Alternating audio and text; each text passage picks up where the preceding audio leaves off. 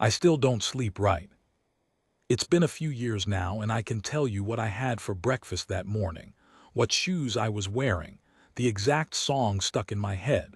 Funny how the brain works. It throws away the important stuff and keeps the small things forever. That morning the song was something silly off the radio.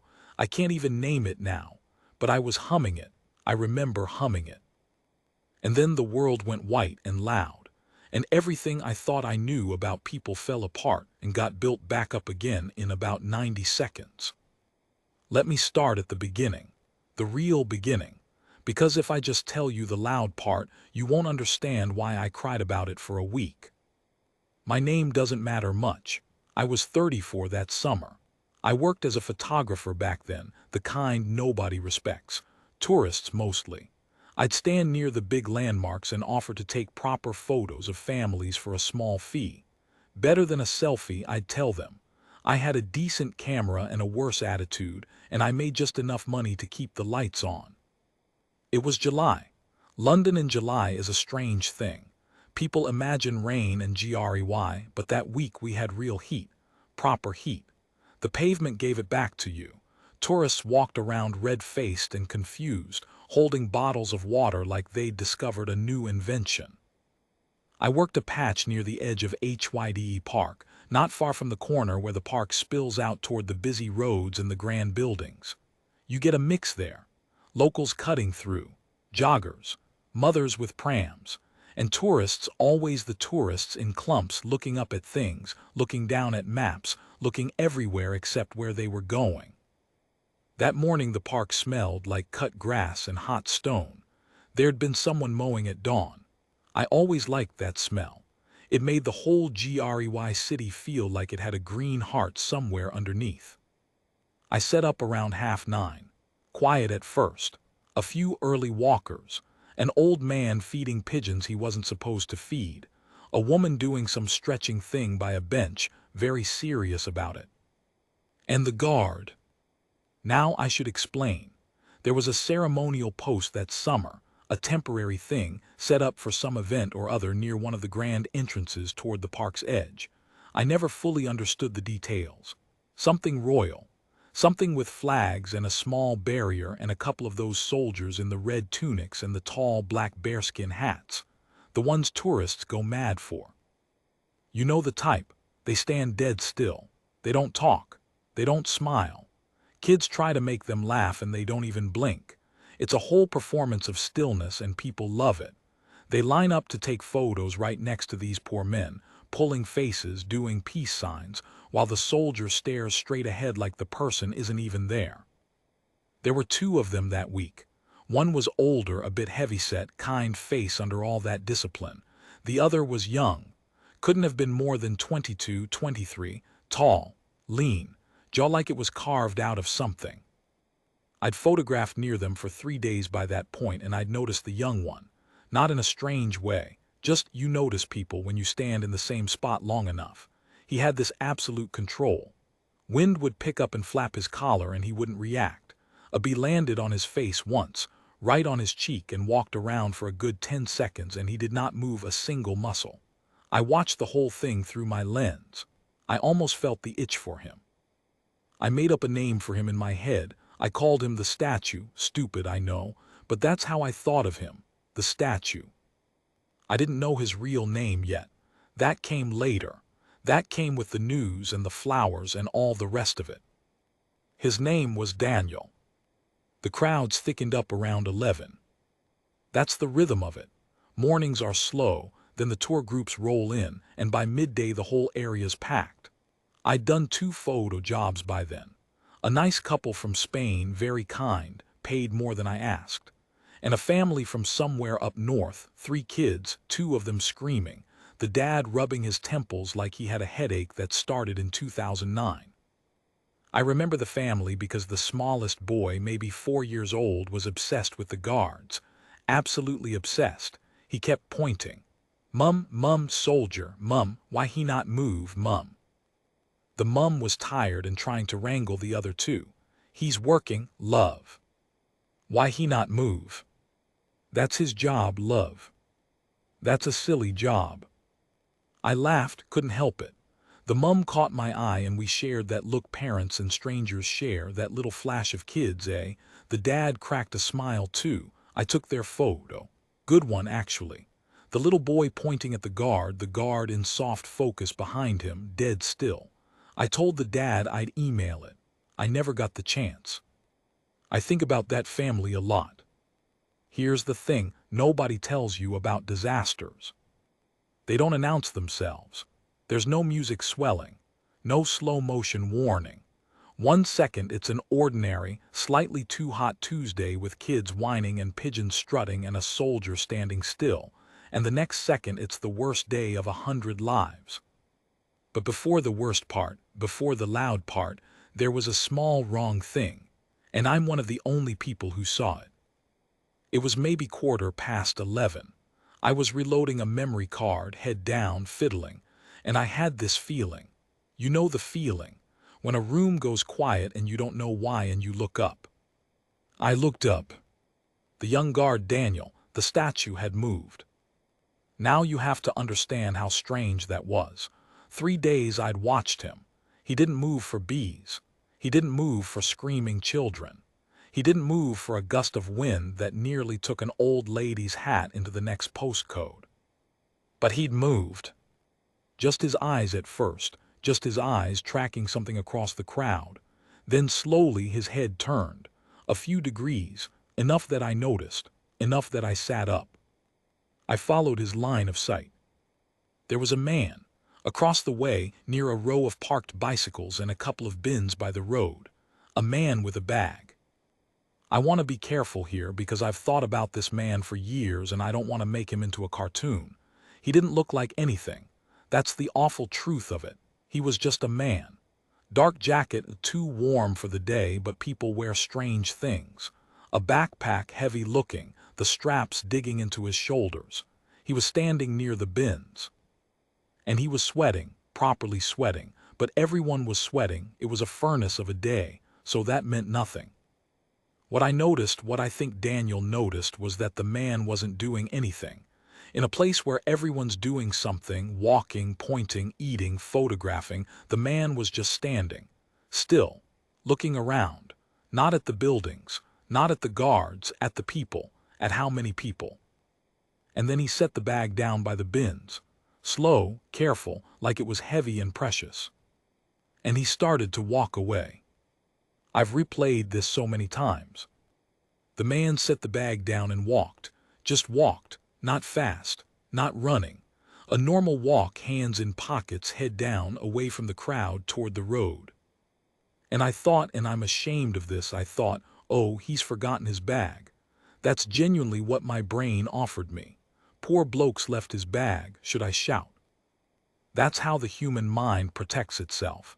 It reaches for the boring explanation. It does not want to believe the other thing. The other thing is too big to hold. But Daniel didn't reach for the boring explanation. I watched his face, and I'll never forget it because it was the first time in 3 days I saw him look like a person instead of a statue.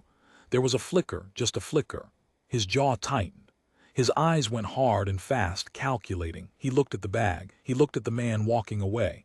He looked at the crowd between him and the bag, the kids, the prams, the screaming, pointing, peace-signing, oblivious crowd. And I saw him make a decision. I didn't know what the decision was, not yet, but I saw the exact moment a young man decided to do something. There's a stillness to it that's different from his trained stillness. The trained stillness is empty. This one was full of something I'd later understand was courage, though at the time it just looked like fear that had been beaten into a shape. He broke his post. Now I cannot stress to you how much that is not done. These men do not break post. It's drilled into them. They stand. They guard. They do not abandon their position for screaming kids or fainting tourists or bees walking on their faces. The whole discipline of it is the not moving. And he broke post. He stepped down, off the small raised stone he'd been standing on. The older guard's head snapped toward him. I saw that too, the older one's confusion, then his alarm. And the young one said something to him, just a few words. I couldn't hear them, but the older guard's face changed, went white, went focused. And then everything started happening very fast and very slow at the same time. Daniel moved toward the crowd. Not running yet, a fast walk, but there was an authority to it, a hugeness, this red and black figure suddenly moving through a space where he'd been a fixed point for days. People noticed. People always notice when the thing that doesn't move starts moving. A ripple went through the tourists, heads turning, phones coming up because of course, the first instinct of half these people was to film him. He raised an arm, a big sweeping gesture away from the bins, away from the bag. Move back. His voice, I'd never heard it before, 3 days of silence and then this. It wasn't a shout exactly. It was a command. It came from somewhere deep, trained, loud enough to cut through the noise of the crowd, the traffic, the whole hot buzzing day. Move back now, away from the bins, move. And here's the thing about people. Here's the heartbreaking human thing. Half of them didn't move. They stared, some of them laughed, a few backed up, confused, but a chunk of that crowd just stood there, blinking at this soldier who'd suddenly come alive and started shouting, and they didn't compute it as danger. They computed it as a bit of theater, as if it were part of the show. A teenager near me actually said, "Is this part of it? Is this a thing they do?" And Daniel, I could see it in his face, Daniel knew. He knew he had seconds. He knew they weren't moving.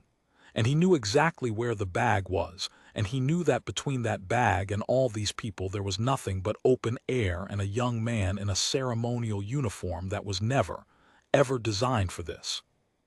That family, the mum, the tired dad, the 3 kids, the little boy who thought standing still was a silly job. They were close, closer than most. The mum was fumbling with the pram and the boy was, of course, pointing at Daniel now, delighted, because the soldier was finally moving, finally doing something. And to a 4-year-old this was the best day of his life. Move back. Daniel got to them first.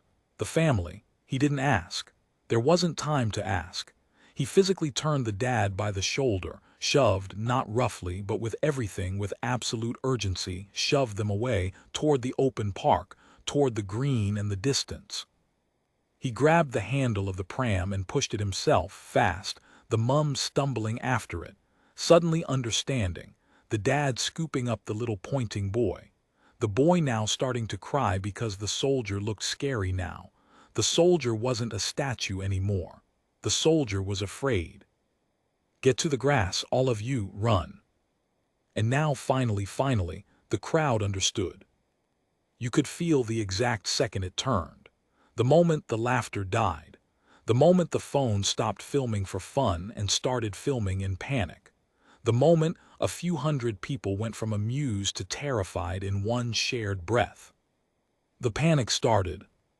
And panic is its own kind of danger. People shoving, people falling.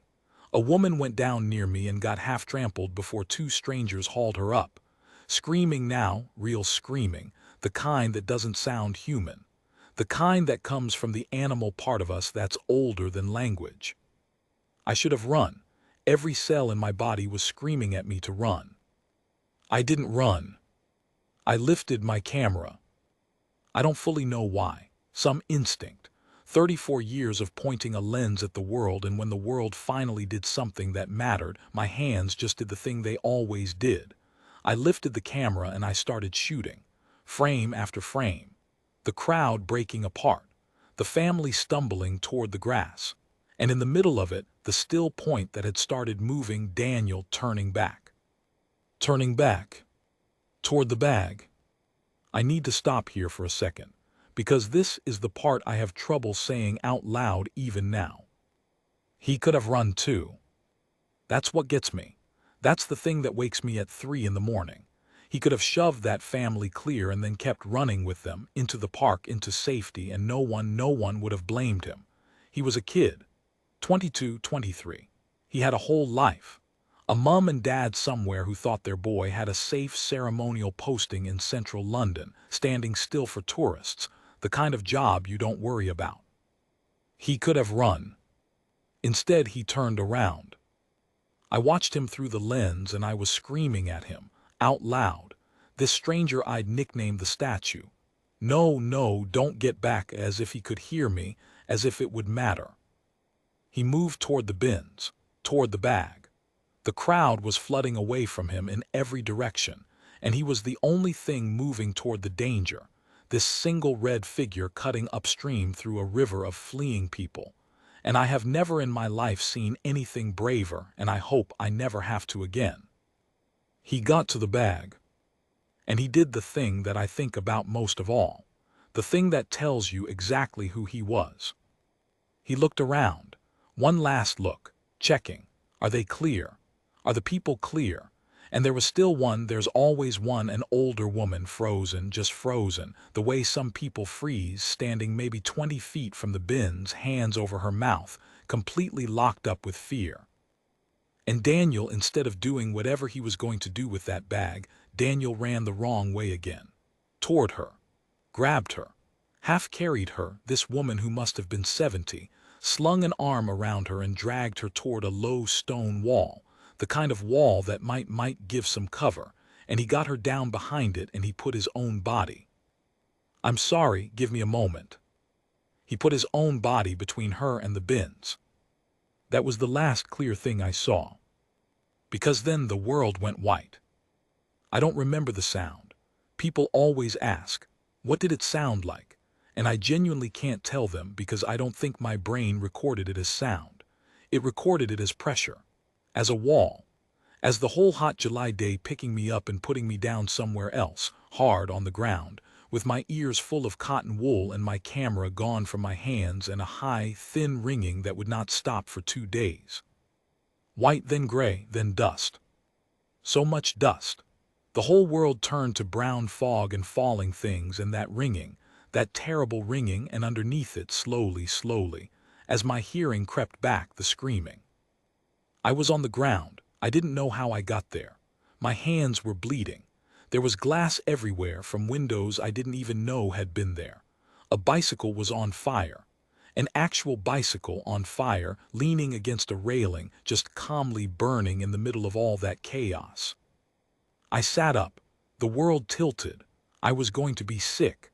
I put my hand down to steady myself, and it landed in something wet, and I didn't look at what it was. I've never let myself wonder what it was. And I looked for him. Through the dust, through the ringing, through the screaming, I looked for the red tunic, the one bright thing in all that brown and gray. And I couldn't find it. I couldn't find the red. That's where I left off in my own head, every time I tell this. The dust, the ringing, the burning bicycle, and me on my knees looking for one bright color in a world that had gone the color of ash. The first thing your brain does after something like that is refuse to work. I knelt there for what felt like an hour. It was probably 10 seconds. My ears were screaming a single high note. My mouth tasted like a battery, like blood and metal and dust all mixed together. I remember thinking very calmly, very stupidly, I've lost my camera. Where's my camera? As if that mattered. As if anything I owned mattered ever again. Then the sound started coming back. Not all at once. In pieces. Like someone turning a dial very slowly, and behind that single high, ringing note other things began to leak through. A car alarm. Several car alarms actually, all going at once, that awful chorus. A woman calling a name, over and over, the same name. Sophie, Sophie, Sophie. I never found out if she found her Sophie. I hope she did. I think about her too. A man somewhere groaning. And under all of it, this strange soft sound, almost gentle like rain. It took me a long moment to understand it was glass. Glass still falling. From windows, from frames, from somewhere up high, little pieces of it tinkling down onto the pavement long after the blast, like the sky was finishing what it started. I got up. I don't know how. My legs didn't want to. But there's a thing that happens. I've talked to others since, others who were there. And we all describe it the same way. There's a moment where the shock cracks just enough for the human in you to climb out, and the human looks around and sees other humans hurting, and the human gets up. I got up. The scene. I have to describe it, even though I'd rather not, because you need to understand what Daniel ran toward. The area around the bins was gone. Just gone. Where there'd been a tidy little corner of railings and bicycles and a couple of council bins, there was now a black scorch and a crater, and a smell I will not describe because describing it brings it back into my nose. The bicycles I mentioned were twisted into shapes that didn't make sense. A street sign had folded over like wet card. And people, on the ground, some moving, some not. Some sitting up looking around with that same blank, betrayed expression I must have had on my own face. A young man near me was staring at his own arm like it belonged to a stranger. A woman in a yellow dress, I remember the yellow because it was the only bright thing left, was crawling slowly toward a child who was already being lifted up by someone else. And there were the helpers. This is the part people don't talk about enough when they talk about that day. Within seconds, strangers were running toward the hurt. Not away. Toward.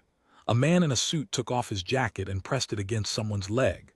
Two teenage girls who'd been laughing and taking selfies 5 minutes before were on their knees beside an old man, holding his hand, telling him help was coming. Help was coming, you're all right, you're all right. A jogger in fluorescent lycra was directing traffic away with her arms like she'd trained for it her whole life. You spend a lot of your life thinking people are selfish. I did. I was a bit of a cynic back then. I photographed tourists for a living, and I'll admit I didn't always like them much. Loud, careless, rude sometimes. And then I watched those same kinds of people run into the worst moment of their lives to help strangers they'd never see again. I think that's the thing the day taught me, underneath all the horror. People are so much better than I gave them credit for, so much braver. It's just that most of us never get asked. Daniel got asked, and he answered before the rest of us even understood the question. I started moving toward where I'd last seen him, the low stone wall, the one he'd dragged the old woman behind. It was hard to find. Everything looked different. Landmarks I'd stood near for 3 days were rearranged. But I knew roughly where, and I picked my way over, stepping around people, around things I didn't let my eyes settle on, calling out though my voice came out as a croak, my throat full of dust, hello, anyone. The guard, where's the guard? And then I heard her. The old woman. She was alive. She was sitting up against the base of the wall, and she was alive, and she was, I'll never forget this, she was patting at the ground beside her, frantically, her hands moving over the rubble, saying, "Where is he? Where is he? He was here. The soldier. Where's the soldier? He was right here." I got to her, knelt down. Are you hurt?" She grabbed my arm with both hands, strong for a woman her age, eyes huge. There was a cut on her forehead, blood running down into one eyebrow, but she didn't seem to know it was there. "The soldier," she said. "The boy, he pushed me down, he put himself, he was right here. You have to find him, find him. He saved my life, please find him." And I looked where she was pointing. He was about 15 feet from the wall. The blast had thrown him. That's what they told me later. When he ran the old woman to cover and put his body between her and the bins, he absorbed it and was thrown clear of her, over her, which is the only reason she lived with barely a scratch and a cut on her head. He'd taken it. He'd taken what would have hit her and the people behind her, and he'd been thrown across the broken ground like a doll, and he was lying on his front, and the red tunic that I'd looked for so desperately wasn't bright anymore. It was dark. It was torn. The bearskin hat was gone, I never saw it again, and without it he looked smaller, younger, just a boy with dark hair and a uniform that had failed to protect him because it was never, ever meant to. I thought he was dead. I want to be honest with you. In that first second I thought he was dead, and something in my chest just dropped. This stranger, this man I'd nicknamed and watched and photographed and never once spoken to. I thought he was dead, and I felt like I'd lost someone I'd known my whole life. I crawled to him. I didn't run, I crawled because my legs still weren't right. I got to him and I didn't know what to do. I'm not a doctor.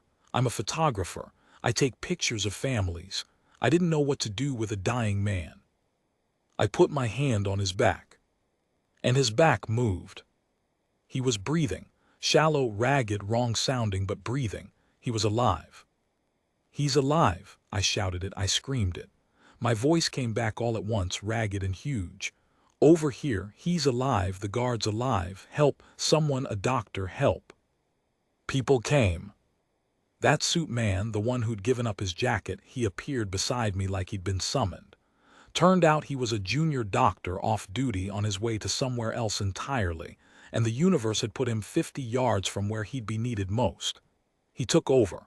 Calm. Quick. Hands everywhere, checking, pressing, talking, not to Daniel, who couldn't hear, but to the rest of us, giving us jobs. "You hold this here, press. Don't stop pressing no matter what, all right. You, your jacket, give me your jacket.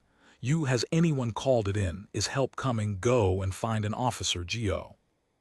I held what he told me to hold, and I pressed, and I did not stop pressing. And I looked at Daniel's face. His eyes were open, just a little, glassy, far away, but open. And I did the only thing I could think to do, the only thing I had to give. I talked to him. "Hey," I said. "Hey, stay with us, all right. You're all right, help's coming. You did it, mate. You did it. They got away. The family, the kids, they're all right. You got them clear.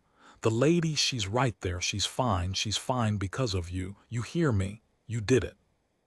I don't know if he heard me. I'll never know. But I swear, and people tell me I imagined it, that it was a reflex, that it didn't mean anything. I swear his eyes moved toward me. Just slightly. And the corner of his mouth, this kid who never moved a muscle for 3 days, who didn't react to bees or wind or screaming children, the corner of his mouth twitched. Just a fraction. Like he was trying to say, good. Just that, good. They got away, good. Then his eyes slid shut, and the doctor's voice got sharper and faster, and somebody was pulling me back to make room, and I lost sight of him in the crowd of people now fighting to save the life he'd spent saving everyone else's. The next part is a blur of blue. Blue lights. So many of them. The sirens had been building under everything for a while, but now they arrived, properly arrived, ambulances and police and fire, and people in uniform pouring into the chaos and bringing, slowly, the first thin thread of order to it. They were good, the people who came. I want to say that. I've heard people criticize the response, say it was too slow, say this, say that. I was there. They ran into a scene that could have had a second device for all they knew. That's a real fear in these things, that there's a second one timed for the helpers. And they ran in anyway, every single one of them, without hesitating, the same way Daniel had. Maybe that's a thing about this country I never appreciated until that day. When the worst happens, an awful lot of ordinary people just quietly decide to be brave. A paramedic team took Daniel. I watched them lift him, so carefully, onto a board, onto a stretcher. The doctor in the suit running alongside, still talking, still working, refusing to let go even as they loaded him. I heard one of them say a word I didn't understand, some medical thing, and another one answer it grimly. And then the doors of the ambulance were closing and it was gone, screaming away through streets that were being cleared ahead of it. And I stood there in the dust, with someone else's blood on my hands, watching it go. I didn't even know his name yet. They moved us back, the police, gently but firmly, herding the walking wounded and the lucky uninjured away from the scene, toward where they could check us, count us, treat us. I went where I was told. I was so docile. We all were. The fight had gone out of everyone. We shuffled like sheep, dazed, holding each other's arms, strangers leaning on strangers. They sat us on the grass. The grass. The same green grass that had smelled of fresh cut that morning. They sat us down on it in rows, and a young police officer came along with a clipboard taking names, asking the same gentle questions over and over. "Are you hurt? Were you with anyone? Is there someone we can call?" And it was there on the grass that I found them again. The family. The mom, the dad, the 3 kids. The little boy who thought standing still was a silly job. They were alive. All of them. Sitting on the grass 30 feet from me, the mum white as a sheet, the dad holding all 3 children at once somehow, his arms wrapped around the whole bundle of them like he was never going to let go again for the rest of his life. The 2 older kids crying. The little boy, the pointing boy, silent, just staring, the way little kids go silent when something is too big. I crawled over, I had to know. Yours, you got out, you're all. The mum looked at me. She didn't recognize me at first, why would she? I was just the photographer, gray now with dust head to toe. Then something clicked and she said, You took our photo this morning. Yeah, I said, my voice broke. Yeah, I did. And she started to cry, not loud, just tears pouring down, silent, her hand over her mouth. The dad reached out and gripped my arm with his free hand hard, and he said in this shaking voice, the soldier pushed us. He pushed us toward the grass. We were right there. We were right by the bins. He came and he shoved me. I was angry. I thought, who's this? Why's he shoving? And then he couldn't finish. I finished it for him. He got you clear. He got us clear, the dad repeated like he was trying to make himself believe it. We'd be if he hadn't. He looked at his 3 children, the little boy, the whole bundle of them in his arms, and his face just broke. This big northern dad just dissolved because he understood, fully understood, what those 5 seconds had bought him, the whole rest of his life with his kids in it.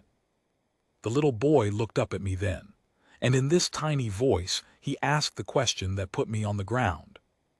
Is the soldier okay? The soldier who didn't move. The soldier with the silly job. The soldier who, in the end, had a job that turned out to be the most important job in the world. I didn't know how to answer him. I didn't know if Daniel was okay. I didn't know if Daniel was alive or dead in the back of that ambulance. So I lied, the good kind of lie, the kind you tell a 4-year-old. Yeah, I said.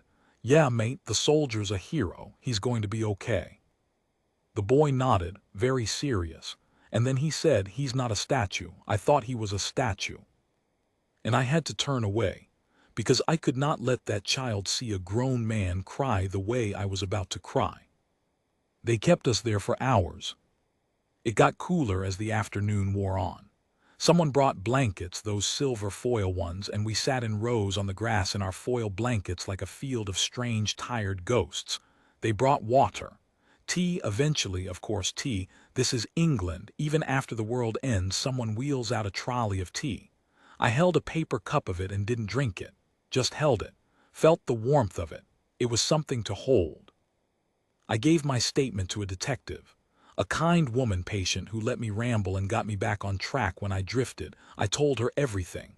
The man with the bag, the jacket too warm for the day, the way he set it down and walked, the young guard who saw it before anyone else, who broke his post, who shouted, who pushed the family, who turned back, who went for the old woman, who put his body in front of hers.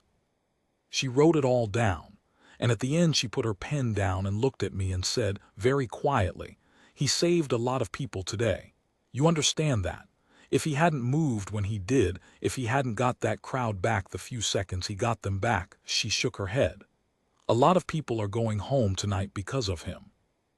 Is he? I couldn't ask it. Do you know if he?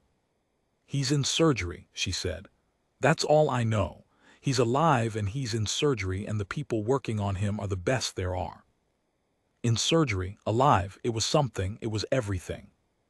What's his name? I asked. I've watched him for 3 days and I don't even know his name. She hesitated. Then, because I think she understood that I needed it, she told me. Daniel, she said. His name's Daniel. And the name landed in my chest and settled there, where it has lived ever since. Daniel, not the statue. Daniel, a young man with a mum and dad somewhere who were about to get the worst phone call of their lives, and then, please God, please, a better one after it. Daniel. I walked home that night. Couldn't face the underground. Couldn't face being underground at all, not that night, maybe not for a long time. So I walked. Miles. Through a city that had gone strange and quiet, helicopters thudding somewhere overhead, the news already exploding across every phone and screen and television in the country. I walked past a pub with the doors open and the news on, and I stopped and I stood in the doorway and watched. And there it was, the footage. Shaky phone footage from a dozen angles, the kind everyone had been filming when they thought it was theater. The red figure moving through the crowd. The shouting, "Move back, move back." And then the white and the screaming and the cut to ash. The pub was silent. 20, 30 people, pints going warm in their hands, all of them staring at the screen. Nobody spoke. And then the footage froze on him, on Daniel. Mid-stride, arm up, mouth open, shoving that crowd back, this single still frame of a young man choosing in real time to spend himself for strangers. And a man at the bar, a big, rough-looking bloke, the last man you'd expect, lifted his pint at the screen. Didn't say anything, just lifted it, to the boy on the telly. And one by one, every person in that pub did the same. I stood in the doorway covered in dust and someone else's blood, and I lifted nothing because I had nothing to lift, and I just cried quietly in the dark for a stranger named Daniel who was somewhere in this same city right now fighting to stay alive. I didn't sleep that first night. I don't think anyone who was there slept that first night. I sat on my kitchen floor, not a chair, the floor, my back against the cupboards, with the television on low and my phone in my hand, refreshing, looking for one word. His word, Daniel. The news had his face by then, not the dusk-gray mid-stride frame from the phone footage, a proper photo, an official one from his regiment. And God, he looked so young in it, younger even than I'd guessed. Clean-shaven, hair short, that carved jaw, eyes looking just slightly off camera the way they make you in those formal portraits. A boy in a uniform. The headlines all used the same word. Hero, the hero of Hyde Park. They love a word like that, the papers. They wear it out. By the third day it stops meaning anything. But that first night it meant everything, because underneath every headline was the same line. The one I kept refreshing for, remains in a critical condition. Critical, such a thin word to carry so much. I learned the details slowly over the following days, the way the whole country did. He'd taken the worst of it. His back, his legs, one arm. Internal injuries I won't list. They'd operated through the night and into the morning, more than one surgery, and at the end of it the doctors said the thing doctors say when they don't want to promise anything. The next 48 hours are crucial. 48 hours. I counted every one of them. The country did something strange and beautiful in those days. It stopped. Not literally. The world kept turning, trains ran, people went to work. But something underneath it all went quiet and turned to face the same direction, the way a field of flowers turns toward the sun. People started leaving things. At the edge of the park, just past the cordon where the scorch and the crater were still being picked over by people in white suits, people began to leave flowers. A few at first, then a few hundred, then thousands. A wall of them growing every hour, flowers and cards and candles and little Union flags and teddy bears and handwritten notes from children. Thank you, soldier. Get well, Daniel. You saved my mum. That last one. You saved my mum. I saw a photo of it in the paper and I just knew, it was from the family of the old woman, the one he'd thrown himself over. Or maybe it wasn't. Maybe it was somebody else's mum. There were a lot of mums on that grass who went home that night. A lot of mums who only went home because a 22-year-old broke a 200-year-old rule about not moving. People came from all over. I went back myself. On the third day, stood at the edge of that ocean of flowers and couldn't speak. There were people of every kind there. Old soldiers in their berets, standing rigid, saluting the flowers, tears running down faces that hadn't cried in 50 years. Tourists, the very tourists I'd been so cynical about, standing with their heads bowed. A group of schoolchildren had made a banner, and you could tell they'd made it themselves, all wonky letters and too much glitter. And it said, "Get better soon, brave soldier," and somehow that wonky glittery banner undid me more than all the official wreaths put together. And there were the guards. His regiment, they came, stood at the flowers in their dress uniforms, not the ceremonial red this time, but their service dress, dark and sober, and they stood there in formation and they bowed their heads for their brother who was lying in a hospital bed across the city fighting. Big strong men, the kind trained never to show a flicker, and you could see them fighting it. Fighting the thing they're trained to never let out, and losing a little, and nobody minded. I'll tell you about his mum now. I didn't meet her then. I met her later, much later, and I'll get to that. But I read what she said in those first days, the statement his family put out through the hospital, and one line of it has lived in me ever since. She said, and I'm telling you this from memory, the way it stuck, not word for word but close. She said that when she got the phone call, the terrible one, the one every military parent dreads, the officer on the line told her what Daniel had done. How he'd seen the danger first, how he'd cleared the crowd, how he'd gone back, how he'd shielded a stranger with his own body. And she said her first feeling, before the fear, before the grief, before any of it, her very first feeling was of course. Of course he did. That's my boy, she said. He's been like that since he could walk. He's the one who'd give his coat away in winter, the one who'd sit with the kid no one else would sit with. I always worried that big heart of his would get him hurt one day. And then she said the line, the one I can't shake. I just never thought the whole world would get to see how good he was. I knew. I always knew. I just didn't know everyone else would get to know it too.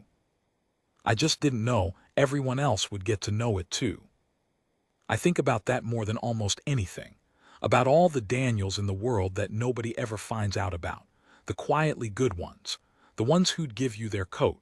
Most of them never get a day like his, thank God. Most of them never need one.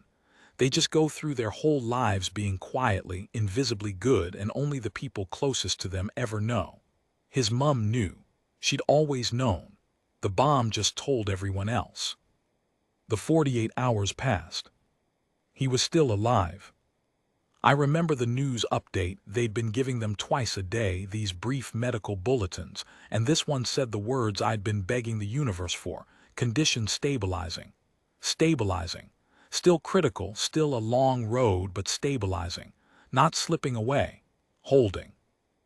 I cried at that too. I cried at everything that week. I'd given up being embarrassed about it. But here's the thing about a story like this. The headlines move on. They always do. There's another story and another, and the wall of flowers gets quietly cleared away one rainy night so the council can clean the pavement, and the candles burn out, and the country slowly turns its face back to its ordinary days.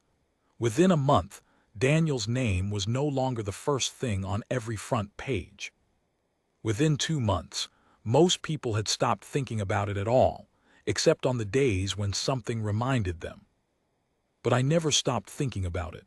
How could I? I had his blood on a jacket I couldn't bring myself to throw away. I had, and this is the part, I had the photographs. My camera, it survived. Battered, scratched, the lens cracked, but the memory card inside was fine. And on it were the photographs I'd taken in those last clear moments.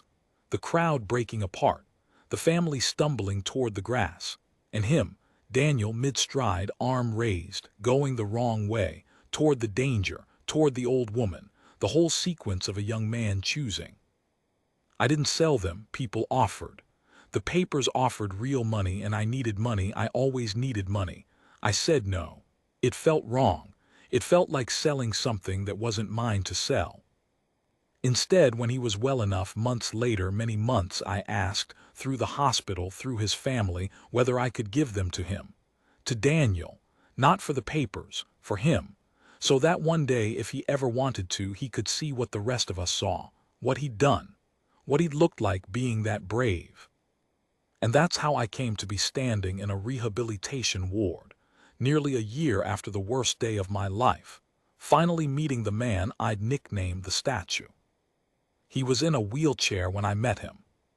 His recovery was, I won't dress it up, brutal. Long. There were times, his mum told me later, when the doctors weren't sure he'd walk again at all. He'd lost things that don't grow back. He carried scars he'll carry until he's an old, old man. The boy in the official photograph, the one with the carved jaw and the off-camera eyes, that boy had been through something that changes a person's body forever. But his eyes were the same. That's the first thing I noticed when I walked in. The same dark, calm, watchful eyes I'd seen track a man across a crowd a year before. He looked up at me, this stranger walking in with an envelope of photographs, and there was nothing of the victim in him. He just looked at me level, steady, and said, "You were there." Not a question, he knew. I don't know how. Maybe his mum had described me. Maybe he just knew the look people have when they were there. "I was there," I said. And then I didn't know what to say. A year of imagining this conversation and my mind went completely blank. What do you say to him? "Thank you felt too small. I'm sorry felt wrong. I watched you nearly die and it changed my whole life felt like too much to put on a man in a wheelchair." So I just said, stupidly, the truth. "I used to call you the statue, in my head, before. I'd watched you for 3 days standing there, never moving. I made up a name for you because I didn't know your real one. The statue." And Daniel, this serious, scarred, quiet young man, Daniel laughed. A real laugh, surprised out of him. It cracked his whole face open, and for a second he wasn't the hero of the headlines or the boy in the hospital bed. He was just a 23-year-old with a daft sense of humor, and he said, "The statue. That's fair. That's the whole job, isn't it? Standing still while people pull faces at you." "You moved, though," I said. "In the end, you moved." And the laugh faded, and something went quiet and far away in his eyes, and he looked down at his hands in his lap and he said very simply, "Yeah, well, you move when you have to. You move when you have to." That's all he said about it. The whole thing, the courage that a country had wept over, that old soldiers had saluted, that had filled an ocean of flowers, to him it was just, "You move when you have to." As if anyone would have. As if it was nothing. I gave him the photographs.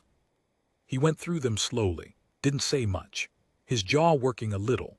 At the one of himself mid-stride, arm up, going the wrong way, he stopped for a long time, a long, long time, and I watched his face and I saw him meet himself in a way. See himself the way the rest of us had seen him, the way his mum had always seen him. He didn't cry. I think he was trained too well for that, or maybe he'd done all his crying already in the long nights of that long year. But when he looked up from that photo, his eyes were shining and he said in a thick voice, "They got away, though. Right. The family, the little lad, the lady. They all got away." A year. A whole year of surgeries and pain and learning to move again. And the first real thing he wanted to confirm was they got away. "They all got away," I told him. "Everyone. The little boy, he asked about you, you know. On the grass after. He asked if the soldier was okay. He told me, my voice did the thing it does, he told me he used to think you were a statue." Daniel smiled at that, soft, smart kid. "I'm going to tell you the last thing, and then I'll let you go. The old woman, the one he threw himself over. Her name was Margaret. She was 71. And she did not let it go, what he'd done for her. She wrote to him, visited him once he was well enough. And every single year on the anniversary, every single year without fail, Margaret goes back to that spot near the edge of the park, and she lays down flowers, and she stands there, this small old woman, for the boy who put his body between her and the end of the world. I know this because I go too. Every year. Margaret and me, and sometimes the family from up north, who drive all the way down with their 3 kids, bigger every year. The little pointing boy not so little now, and we stand together. This odd little group of strangers bound together forever by 90 seconds will never escape and never want to. And a few times when he was well enough, Daniel came too. Walking, on his own 2 feet slowly with a stick, but walking. He'd stand there with us in his civilian clothes now, just a young man in a coat, and you'd never know to look at him. You'd walk right past him on the street. The hero of Hyde Park, just standing quietly with some flowers, and nobody would have a clue. Except that little boy, who's not so little anymore, who walks straight up to Daniel every year and every year says the same thing because it's become their joke, their private thing, the two of them. "You're not a statue." And every year Daniel ruffles his hair and says, "No, mate, turns out I'm not." I think about courage a lot now, more than is probably healthy. We use the word for all sorts of things. Brave to ask for a raise, brave to post a photo. We've worn it thin like the papers wore hero thin. But I saw the real thing once. I saw it with my own eyes, through a cracked camera lens on a too hot Tuesday in July. I saw what it actually costs and what it actually looks like, and it doesn't look like the films. It looks like a tired young man at the end of a boring shift, standing still for tourists who pull faces at him, who's been trained his whole life to never, ever move.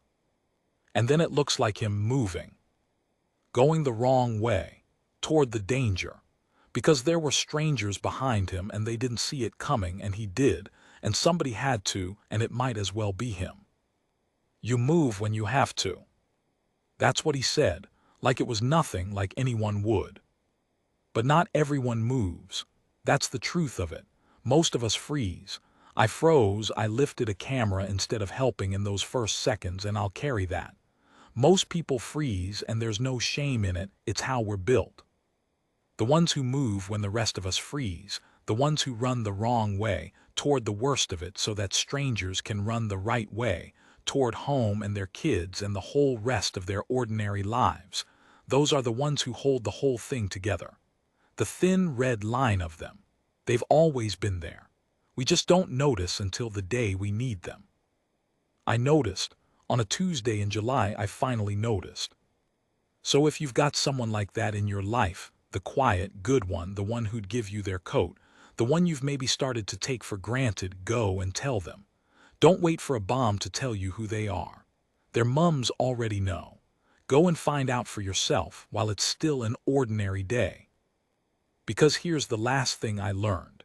Kneeling in the dust with a stranger's blood on my hands, looking for one bright color in a world gone gray. The bravest people you'll ever meet usually look exactly like everyone else. They're just standing still,